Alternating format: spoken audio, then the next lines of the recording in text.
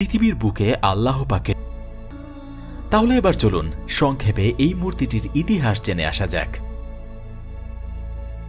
হযরত লূত আলাইহিস সালাম ও তার কওম। পবিত্র কুরআনে বর্ণিত ধ্বংস হয়ে যাওয়া ৬টি কওমের একটি ছিল হযরত লূত আলাইহিস সালামের কওম। তারা আল্লাহর ইবাদত ছেড়ে শিরক ও কুফরিতে লিপ্ত হয়েছিল এবং সীমা লঙ্ঘনকারী জাতিতে পরিণত হয়েছিল। পূর্বেকার ধ্বংসপ্রাপ্ত জাতিগুলোর মতো তারাও চূড়ান্ত বিলাস ব্যসনে গা ভাসিয়ে দিয়েছিল। অন্যায়, অনাচার ও নানাবিধ দুষ্কর্ম তাদের মজ্জাগত অভ্যাসে পরিণত হয়ে গিয়েছিল। এমনকি সমকামিতার মতো নোংরামিতে তারা লিপ্ত হয়েছিল। এমন ঘৃণ্য কাজ ইতিপূর্বে ইতিহাসের আর কোনো জাতির মধ্যে দেখা যায়নি। পবিত্র কুরআনে তাদের ৩টি প্রধান পাপ কর্মের উল্লেখ করা হয়। সেগুলো হলো সমকামিতা, রাহাজানি ও প্রকাশ্য মজলিসে বসে কুকর্ম করা। জন্তু জানোয়ারের চেয়েও নিকৃষ্ট ও হঠকারী এই কওমের হেদায়েতের জন্য আল্লাহ তাআলা লূত আলাইহিস সালামকে প্রেরণ করলেন। কুরআনে লূতকে তাদের ভাই বলা হয়েছে, কিন্তু তা ছিল ভিন্ন অর্থে। ভাই বলতে এখানে মুহাজির শব্দকে নির্দেশ করেছে। তিনি এসে পূর্বেকার নবীগণের মতো প্রথমে তাদেরকে তাওহীদের দাওয়াত দিয়ে বললেন, আমি তোমাদের জন্য বিশ্বস্ত রাসূল, অতএব তোমরা আল্লাহকে ভয় করো এবং আমার আনুগত্য করো। আমি এর জন্য তোমাদের নিকটে কোনরূপ প্রতিদান চাই না। আমার প্রতিদান তো বিশ্বপ্রভু আল্লাহ দিবেন। সূরা শুআরা। এরপর তিনি তাদের ঘৃণ্য কাজের প্রতি ইঙ্গিত করে বললেন, বিশ্ববাসীর মধ্যে কেন তোমরাই কেবল পুরুষদের নিকটে কুকর্মের উদ্দেশ্যে এসে থাকো আর তোমাদের স্ত্রীগণকে বর্জন করো, যাদেরকে তোমাদের জন্য তোমাদের পালনকর্তা সৃষ্টি করেছেন। নিঃসন্দেহে তোমরা সীমা লঙ্ঘনকারী সম্প্রদায়। সূরা শুআরা ১৬৫ থেকে ১৬৬ নং আয়াত। জবাবে কওমের নেতারা বলল, হে লূত, যদি তুমি এসব কথাবার্তা থেকে বিরত না হও তাহলে তুমি অবশ্যই বহিষ্কৃত হবে। লূত আলাইহিস সালাম বললেন, আমি তোমাদের এইসব কাজকে ঘৃণা করি। তিনি তাদের ৩টি প্রধান নোংরামির কথা উল্লেখ করে বলেন, তোমরা এমন অশ্লীল কাজ করছো যা তোমাদের পূর্বে পৃথিবীর কেউ কখনো করেনি। তোমরা কি সমকামিতে লিপ্ত আছো, রাহাজানি করছো এবং নিজেদের মজলিসে প্রকাশ্যে পাপকর্ম করছো? জবাবে তার সম্প্রদায় কেবল একথা বলল যে, আমাদের উপরে আল্লাহর গজব নিয়ে এসো যদি তুমি সত্যবাদী হও। তিনি তখন বললেন, হে আমার পালনকর্তা, এই দুষ্কৃতকারী সম্প্রদায়ের বিরুদ্ধে তুমি আমাকে সাহায্য করো। সূরা আনকাবুত আয়াত ২৮ থেকে ৩০। নিজ কওমের প্রতি হযরত লূত আলাইহিস সালামের দাওয়াতের ফলশ্রুতি মর্মান্তিক রূপে ফিরে আসে। তারা এতই হঠকারী ও নিজেদের পাপকর্মে অন্ধ ছিল যে তাদের কেবল একটাই জবাব ছিল, তুমি যে গজবের ভয় দেখাচ্ছ তা নিয়ে আসো দেখি। কিন্তু কোনো নবী স্বীয় কওমের ধ্বংস চান না। তাই হযরত লূত আলাইহিস সালাম সবর করেন ও তাদেরকে পাপাচার ছেড়ে আলোর পথে আসার জন্য বারবার উপদেশ দিতে থাকেন।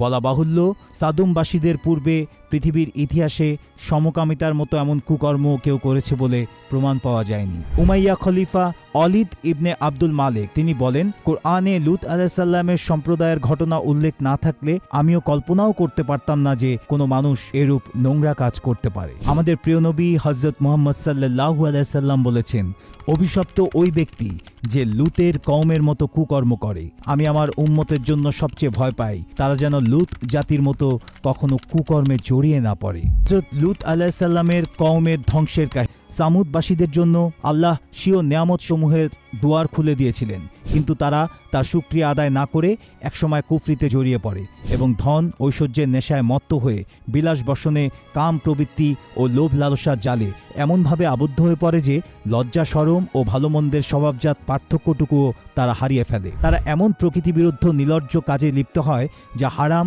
ও কবিরা গুনাহ তো বটেই, কুকুর শুকুরের মতো নিকৃষ্ট জন্তু জানোয়ারও এর কাছে কখনো ঘেঁষে না। আল্লাহ বলেন, মানুষ যখন দেখে যে সে কারো মুখাপেক্ষী নয় তখন সে বেপরোয়া হয়। সূরা আলাক ৬ থেকে ৭ নং আয়াত। তারা এতটাই বেপরোয়া হয় যে লূত আলাইহিস সালামের উপদেশ বাণী ও আল্লাহর গজবের ভীতি প্রদর্শন তাদের হৃদয়ে কোনো রেখাপাত করেনি।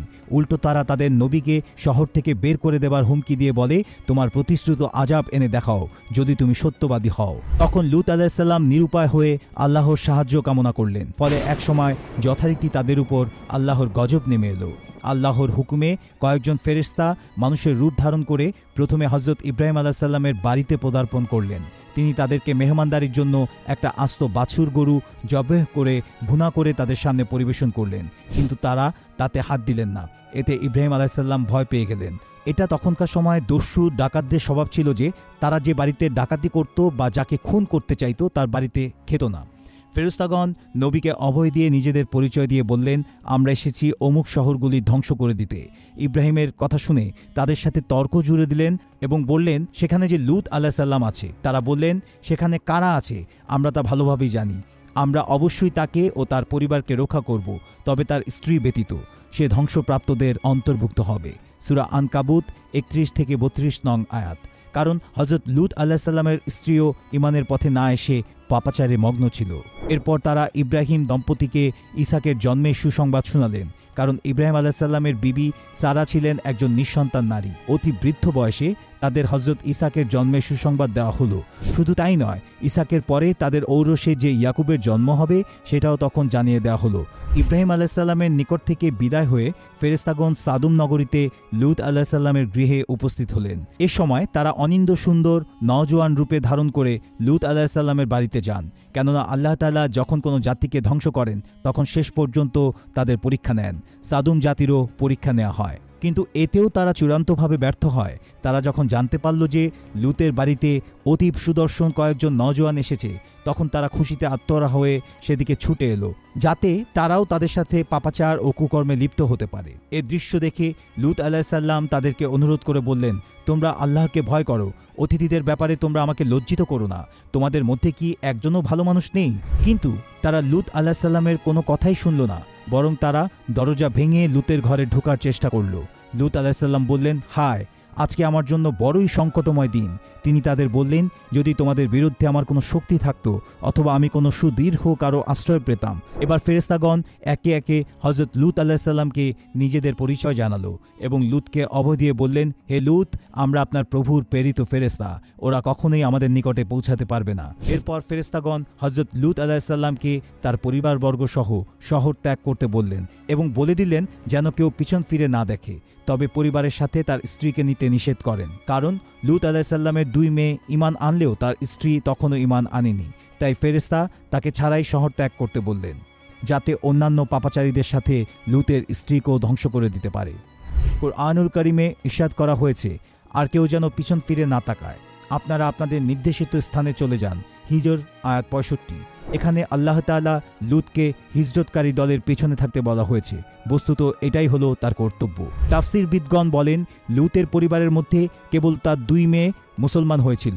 তবে লূতের কওমের নেতারা লূতকে সমাজ থেকে বের করে দেবার যে হুমকি দেয়, সেখানে তারা বহুবচন ব্যবহার করে বলেছিল, এদেরকে তোমাদের শহর থেকে বের করে দাও, কেননা এই লোকগুলি সর্বদা পবিত্র থাকতে চায়। অন্যত্র বলা হয়েছে, অতঃপর আমরা তাকে ও তার পরিবার সবাইকে নাজাত দিলাম। সূরা শুআরা আয়াত 170।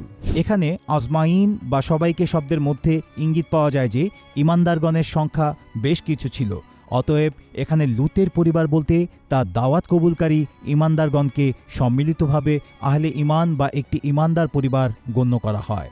তবে প্রকৃত ঘটনা যেটাই হোক না কেন, কেবলমাত্র নবীর অবাধ্যতা করলেই আল্লাহর গজব আসাটা অবশ্যম্ভাবী। এমনকি নবী পত্নী হয়েও লূতের স্ত্রী গজব থেকে রেহাই পাননি। এরপর নেমে এলো সেই কাঙ্ক্ষিত গজব। লূত ও তার সাথীগণ যখন নিরাপদ দূরত্বে পৌঁছান, তখন জিবরিল আলাইহিস সালাম আল্লাহর নির্দেশ পাওয়া মাত্রই সুবহে সাদিকের সময় তাদের শহরগুলোকে উপরে উঠিয়ে উপুর করে নিচে ফেলে দিলেন এবং সাথে সাথে প্রবল বেগে ঘূর্ণিবায়ুর সাথে বিভিন্ন প্রস্তর বর্ষণ শুরু হয়। আল্লাহ বলেন, অবশেষে যখন আমার হুকুম এসে পৌঁছালো, তখন আমি উক্ত জনপদের উপরকে নিচে করে দিলাম এবং তার উপরে ক্রমাগত ধারায় প্রস্তর বর্ষণ করলাম। সূরা হুদ আয়াত 82-83। এক বর্ণনায় পাওয়া যায়, ফেরেশতারা এত উঁচুতে নিয়ে যান যে প্রথম আসমানের রক্ষী ফেরেশতারাও সাদুম নগরের কুকুর আর মোরগের ডাক শুনতে পাচ্ছিল। এরপরও পুরো জনপদকে উল্টো করে সজোরে জমিনে ধসিয়ে দেওয়া হয়। তারপর আল্লাহর পক্ষ থেকে প্রত্যেক পাপীর নাম লেখা পাথর বর্ষণ করা হয়। এমনকি যেসব পাপী বাসিন্দা কোনো কাজে সেই নগরীর বাইরে ছিল, তাদের উপরও প্রস্তর খণ্ড এসে পড়ে এবং আল্লাহ সেই স্থানে দূষিত পানির জলধারা প্রবাহিত করে দেন। ঘৃণ্য কুকর্মে জড়িয়ে পড়া হযরত লূত আলাইহিস সালামের কওমকে আল্লাহ তাআলা এভাবেই পৃথিবীর বুক থেকে নিশ্চিহ্ন করে দেন এবং তার নাফরমান কওমের শোচনীয় পরিণতি বর্ণনা করে এর মাধ্যমে আল্লাহ ভবিষ্যৎ প্রজন্মকে লূতের কওমের ঘটনা ও তাদের উপর আসা গজব থেকে শিক্ষা নিতে বলেন।